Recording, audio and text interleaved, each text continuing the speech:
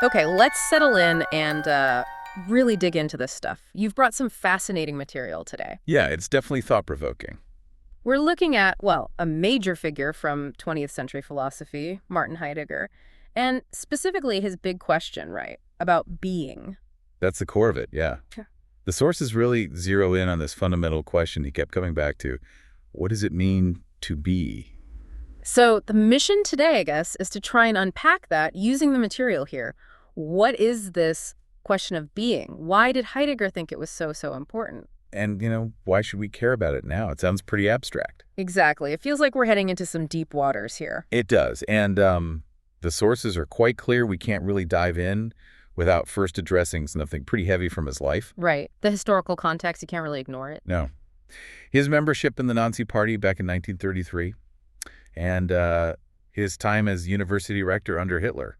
It's a big shadow. It absolutely is. And the material lays out like the two main ways people deal with this, philosophically speaking. Yeah, basically. One way is, understandably, to say, look, his actions were reprehensible. That history taints everything. We shouldn't engage with his ideas at all. Total dismissal, which, given the context, you can absolutely see why someone would take that stance. Definitely. But then there's the other approach, which the sources suggest is, well, more common within philosophy itself, especially when the ideas have been really influential. That's the one where you try to separate the work from the life. Sort of. It's about trying to look at the philosophical contribution, the intellectual legacy, kind of distinct from the person's personal life and political actions, however problematic they were. Not excusing it, but bracketing it to analyze the ideas themselves. Precisely. And for what we're doing here, exploring the philosophy in these sources, that's the approach we'll need to take, as the material suggests is often done. And the sources point out he's not alone in this kind of awkward situation. No, not at all. History's full of thinkers whose lives were, let's say, complicated. Like John Locke, they mention him, father of liberalism, ideas about human rights. Yet he invested in slave trading companies. A huge contradiction. Yeah. Or Jean-Paul Sartre. His whole philosophy is about freedom. But he championed communism and was apparently, indifferent to the horrors of Stalin's gulags. That's what the sources say. Wow. And Rousseau. Big influence on education theory. But abandoned his own kids to an orphanage. 5 of them. It's jarring, that gap between the ideals and the reality. It really is. So these examples kind of show that we often inherit important ideas from flawed people. The sources seem to suggest that, historically, we've often focused on the value of the ideas themselves, while acknowledging the personal failings. That's the context for looking at Heidegger's thought here. Okay. So with that difficult but necessary context acknowledged, let's turn to the philosophy itself. The core idea, the sources say, is his return to the question of being Hesti, as the material puts it. Right, Hesti. And it's crucial to distinguish that from just studying beings, individual things that exist, which are called hastana. This distinction is key, then. Absolutely fundamental. Heidegger felt philosophy, pretty much since Plato and Aristotle had gone off track. How so? It stopped asking, what does it mean to be? And got lost in, making lists and defining what things are, cataloging reality. So instead of the underlying isness, they focused on the whatness, like describing rocks and trees and people. Exactly. Yeah. Describing their properties, classifying them, studying all the beings, the hastana. But for Heidegger, they forgot the main event. Being itself, Hesti. Yeah. The very condition that lets anything be there in the first place. They just took it for granted. Pretty much. And the sources use that analogy about life, which I think helps. Yeah, explain that one. Well, imagine asking someone, what is life? And they just point to, say, a person, a dog, and a plant, and say, see, these things are alive. Okay. Have they actually explained life itself? Or just shown you living beings? Ah, I see. They've shown the hastana, the living things, but not the Hesti, the actual aliveness. Exactly. And Heidegger thought philosophy did that with being. Yeah. It got so good at describing all the different kinds of beings that it just skipped over the question of being itself. Assumed it was too obvious, maybe. Or too simple. But as the sources stress, trying to actually define being is incredibly tricky. Yeah, the material really emphasizes how hard it is to talk about being as a whole. It feels slippery. It is. And that difficulty, funnily enough, is part of the point. According to the sources presenting Heidegger's view, it's hard because we're in it, completely immersed. Like fish trying to define water. Sort of, yeah. Everything that is being. We don't have an outside perspective. We are being, looking at being. How do you define something when you're part of it and it's everything? The sources use that analogy about the color white, right? Yeah, that's a good one. Yeah. Imagine a world where literally everything is white. The ground, the sky, you, everything. Okay. How would you explain white? You normally define it by contrast. It's not blue, it's not red. But if there's only white. You couldn't point it out. There'd be nothing else for it to be not. You'd just say, things are. Precisely. And being is a bit like that. It's the fundamental quality of everything. So trying to pin it down, describe it from the outside, is almost impossible. Feels like you're just going in circles. And Yeah. the Thorses mentioned something interesting here. Heidegger apparently thought that this very struggle, this feeling of like, I can't quite grasp this, is actually a sign you're starting to think about it properly. So being confused is progress. In a way, yeah. You're bumping up against how fundamental and elusive Hesty really is. That struggle is the start of philosophizing about it. Okay, that's slightly reassuring. So if being itself is so hard to grasp directly, how did Heidegger approach it? The sources mention a key distinction he makes. Right. This is crucial. He talks about two components, sort of. Substance, substrate johar, and existence, existens. Substance and existence. Okay, let's start with substance. Substance is basically the objective reality of a thing. Its inherent properties, what makes it physically what it is, independent of who's looking. Like the axe example they use. Exactly. The axe's substance is its size, weight, the material it's made of, the sharpness of the blade. These are objective facts. Things anyone could agree on by measuring or observing? Right. And you could maybe paint the handle, it's still an axe. Sharpen it more, it's still an axe. But as the sources say, if you swap the blade for like a piece of cloth. Then it's not an axe anymore. Its substance has changed. It's a flag or something. Precisely. Substance is that core objective wetness. Got it. Objective stuff. So existence, existens must be the subjective part. That's it. Existence, in this Heideggerian sense from the sources, isn't inherent in the object itself. It depends entirely on the conscious observer, the human, the Dasein, and their relationship to the object. It's about the meaning it takes on for someone. Yes.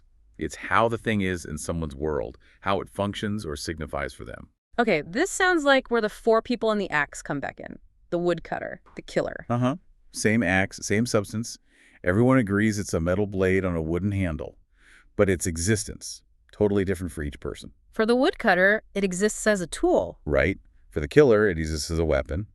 For the child, maybe it exists as something dangerous or intriguing, potential toy even. And for the homeowner who bought it as decoration? It exists as a memory piece, an aesthetic object. The isness of the axe changes completely depending on the person's perspective and interaction. So the being of the axe isn't just its physical makeup. It includes how it exists for us. Exactly. Existence is this subjective layer that arises from relationship. And the sources make another key point. Something can have substance, but not have existence for you. How does that work? Oh, like the hiking example. Yeah. You're walking through a forest, thinking about something else. There's a rock over there, a tree here. They objectively are a rock and a tree. They have substance. But if I don't notice them? They don't really exist for you in that moment, in Heidegger's terms. They only pop into existence for you if you interact with them somehow. Like you trip over the rock or decide to sit under the tree. They enter my world, my awareness. They become part of your network of meaning, your experience. That's when they gain existence for you. That really highlights how much our consciousness shapes the world we actually experience. It does, and the sources bring up the Little Prince examples here, which illustrate it beautifully. Ah, the fox in the wheat field. I remember that. Right. Before the fox is tamed, the wheat is just wheat, substance. But after, its golden color reminds him of the prince's hair. It takes on a new existence, a meaning tied to their bond. It starts to be something different for the fox. Exactly. And the prince and his rose. He thought his rose was totally unique because he'd cared for it, watered it, protected it. Right. Its substance was just rose. But its existence for him was utterly unique, built through his effort in a relationship. And then he gets to Earth and sees thousands of roses. And they're just roses. Same substance, maybe even prettier objectively. But they don't have that special existence for him. He hadn't struggled for them, hadn't formed that bond. Only his rose had that particular way of being for him. So the takeaway here is that the being of things involves both their objective substance and this subjective existence, which is really about relationship and meaning for us. Yes. And existence, this relational aspect, is arguably the primary way we encounter the being of things in our lives, Yes. which leads directly to the next big idea in the sources. Which is the link between ontology and phenomenology. Exactly. Ontology, the study of being. Phenomenology, the study of how things appear to consciousness. Heidegger, the sources say, argued they're inseparable. You can't do one without the other. Why not? Well, if a thing's existence, a huge part of its being for us, depends on how it appears to us and relates to us, then you can't study its being without considering that appearance, that experience. So how something is tied up with how it shows up for us. Precisely. Think about the music example the sources use. When you describe music, you don't just list the notes or the beats per minute, right? No, you say, oh, that piece is so sad, or that song makes me happy. Right. You're describing its being what it is based on how it appears to you, how it makes you feel. You're measuring its being through your subjective experience. My description of what the music is includes my relationship to it. That's the idea. Any statement about the being of something, according to this view, implicitly includes your relationship because that relationship is what gives it existence for you. You can't talk about it neutrally as if you weren't there relating to it. Like the desk example, saying it's nice colored or heavy. Yeah. Those aren't purely objective facts about the desk in isolation. Yeah. It's nice colored to you. It's heavy for you to move. It's appropriate height for your use. You're describing its being relative to yourself. Exactly. You're measuring it against your own perceptions, needs, capabilities. That's phenomenology, how it appears and relates to you informing ontology, your statement about what it is. They're tangled together. Okay, I think I'm following that. So ontology and phenomenology are two sides of the same coin because our understanding of what something is comes through how it appears to us. That's a good way to put it. Based on the Oh. sources, you can't really split them. Right, so this naturally leads us to us, human beings. How does this apply to our own being? The sources use that special term, das Sein. Yes, das Sein. And the material is very clear. The being of humans is fundamentally different from the being of, say, axes or rocks or even animals. Why is it different? Well, a couple of main reasons highlighted in the sources. First, that whole idea of existence, the subjective meaning part. It originates from das Sein. We are the beings who attribute existence to things. An axe doesn't decide it exists as a tool. We do through our interaction. We're the source of that subjective meaning in the world. Right. And second, and this is huge, das Sein is the only kind of being that is aware of its own existence. We don't just are, we know that we are. And we know we won't always be. Exactly. That's the other crucial part. We're aware of our own potential non-existence.